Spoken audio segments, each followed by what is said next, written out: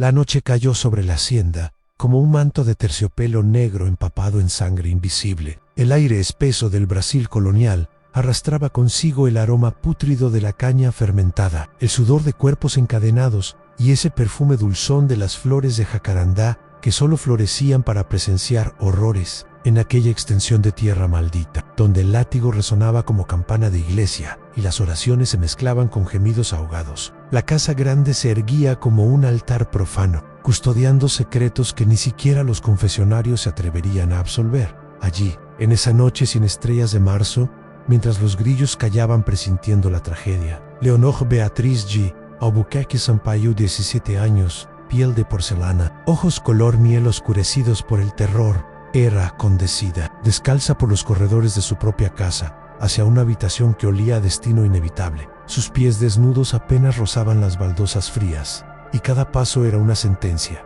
cada respiración un requiem anticipado. Detrás de ella, la figura imponente de su padre, el coronel Gaspar de Albuquerque, proyectaba una sombra que devoraba la luz de las velas. Y más adelante, en aquella alcoba preparada como lecho de sacrificio, aguardaba Elan Tomás, el esclavo angoleño de 30 años, músculo y silencio, comprado hacía una década en los mercados de Río de Janeiro, obligado ahora a protagonizar el acto más abyecto que el ingenio perverso de un hombre blanco pudiera concebir. Lo que estaba a punto de suceder aquella noche jamás sería inscrito en los libros de genealogía, jamás sería murmurado en las tertulias de la aristocracia paulista, jamás aparecería en los registros parroquiales. Pero, y con ello, se desató una cadena de deseos prohibidos, amores imposibles y violencias que atravesarían generaciones como una maldición hereditaria. 3 meses antes de aquella noche, el coronel Gaspar había recibido la noticia que destruiría su orgullo de varón portugués.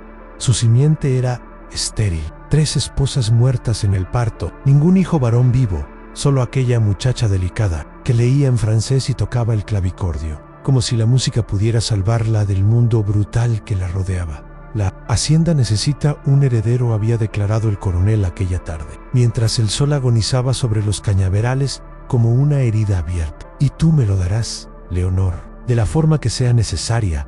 La joven había sentido entonces como el suelo se abría bajo sus pies. Conocía las historias que circulaban en voz baja entre las esclavas domésticas en señores que usaban a sus propias hijas, hombres que negociaban la virginidad de sus herederas como quien vende cabezas de ganado. Pero nunca imaginó que su propio padre, por el amor de Dios, había rugido él, estrellando el puño contra la mesa de jacarandá. Dios me dio tierras, me dio esclavos, me dio poder, pero me negó un hijo.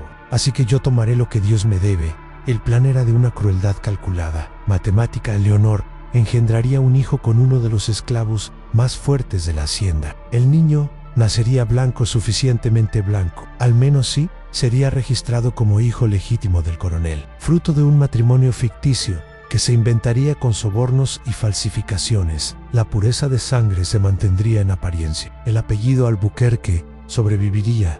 Y así fue como Tomás, arrancado de su tierra Angola 20 años atrás, separado de su familia, marcado con hierro candente, convertido en bestia de carga, fue elegido para esta nueva humillación, al ser el semental involuntario de la hija del amo. La habitación hedía a incienso y a desesperación. Leonor entró empujada por las manos de hierro de su padre, y lo vio a Tomás, de pie junto a la ventana, con los brazos cruzados sobre el pecho desnudo, la piel negra, brillando bajo la luz mortecina de las velas como ébano pulido. Sus ojos profundos, infinitamente tristes, la miraron con una mezcla de furia y piedad que ella jamás olvidaría. Cumpliréis con vuestro deber, ordenó el coronel desde el umbral, todas las noches, hasta que ella conciba, y si alguno de los dos se niega, no hacía falta terminar la amenaza. El látigo, las cadenas, el cepo, la hoguera, todos conocían el arsenal de torturas que el coronel manejaba con la misma naturalidad con que otros hombres bebían vino. La puerta se cerró. El silencio era tan denso que Leonor podía escuchar los latidos desbocados de su propio corazón. Perdóname, susurró Tomás en un portugués cargado de acento bantú. Perdóname por lo que voy a tener que hacer. Y algo se quebró en el alma de Leonor en ese instante. No era odio lo que vio en aquellos ojos, sino humanidad, dolor compartido, esclavitud mutua, aunque de naturalezas distintas bajo el yugo del mismo tirano. no tienes que pedir perdón, respondió ella, la voz temblando. Ambos somos víctimas, pero la víctima puede transformarse en cómplice. El horror puede mutar en intimidad, y lo prohibido siempre ha ejercido una atracción gravitacional sobre los corazones desesperados. Las primeras noches fueron tortura pura. Cuerpos que se tocaban sin deseo, mecánicos, forzados, mientras afuera el coronel paseaba por el corredor como guardián del infierno. Leonor lloraba en silencio. Tomás apretaba los puños hasta hacerse sangre en las palmas, pero algo cambió en la quinta noche. Fue un roce accidental de dedos, una mirada que se sostuvo un segundo más de lo necesario. Una palabra, Leonor, pronunciada por primera vez sin el señorita de Rigerkey, sonó como caricia. ¿Cómo era tu tierra?, preguntó ella de pronto, rompiendo el silencio ritual de su encuentro forzado. Tomás la miró, sorprendido. Nadie, ningún blanco jamás le había preguntado por Angola. Y entonces habló. Le habló de las montañas verdes que se elevaban hasta tocar el cielo, de los ríos donde nadaba de niño, de su madre en Esinga. Se llamaba, que cantaba canciones en Kimbundu mientras molía el millo. Le habló de la noche en que los traficantes portugueses atacaron su aldea, de cómo lo arrancaron de los brazos de su hermana pequeña, de los meses en el barco negrero donde los hombres morían apilados como leña. Leonor escuchaba, y por primera vez en su vida de privilegio cruel, comprendió que frente a ella no había un animal sino un hombre con memoria, con historia, con alma.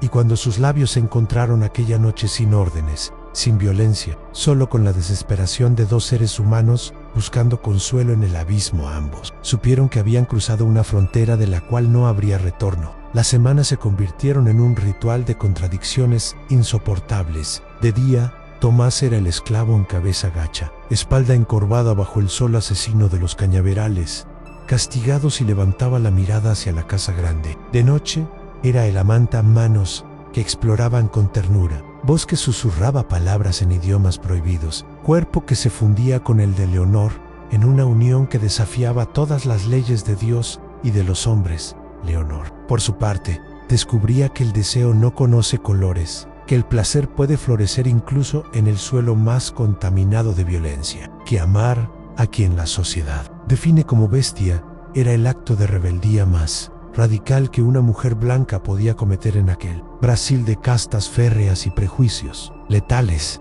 Si mi padre descubre que esto ya no es solo obediencia, susurraba ella entre jadeos, nos matará a ambos, completaba Tomás. Pero al menos habré sido libre una vez, aunque sea solo en esta cama, solo en estos minutos robados. Pero el amor en tierra esclava siempre tiene testigos, y los testigos, en un sistema basado en la delación y el miedo, son tiempo prestado antes de la catástrofe. Capítulo 5. El vientre habitado y los celos del amo. Leonor concibió en la 8ª semana. El médico de la hacienda, un portugués de ojos lechosos y manos temblorosas, confirmó el embarazo con una sonrisa servil dirigida al coronel. Enhorabuena.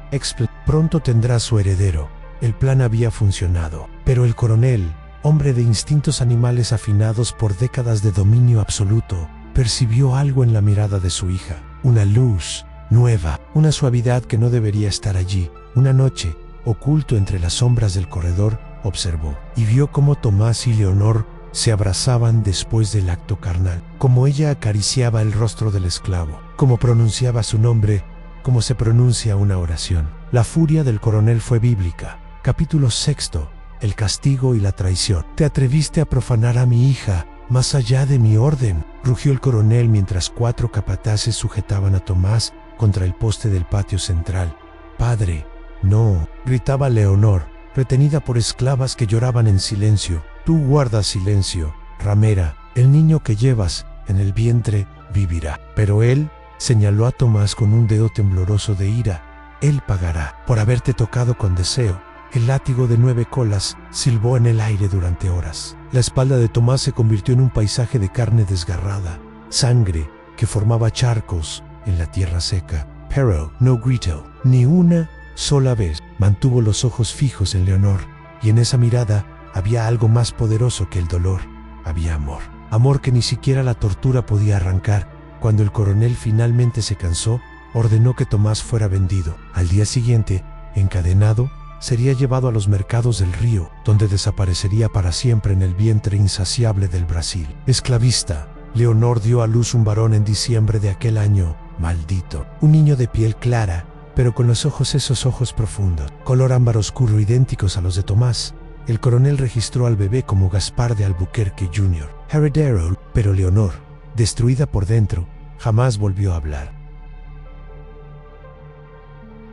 Se cuenta que en las noches de marzo, cuando las flores de jacarandá inundan el aire con su perfume enfermizo, se escucha en la hacienda abandonada el llanto de una mujer y el sonido de cadenas arrastrándose. Algunos dicen que es Leonor, buscando eternamente al hombre que amó en pecado. Otros aseguran que es Tomás, arrastrando sus grilletes por los corredores, llamando el nombre de la única mujer que lo vio como humano. La verdad es que aquella noche de 1788 no fue un caso aislado. Fue apenas un episodio más brutal, repetido 1000 veces en 1000 haciendas de un Brasil que construyó su riqueza sobre cuerpos esclavizados y almas destrozadas. Un Brasil que violó, que destruyó, que amó y odió con la misma intensidad desquiciada.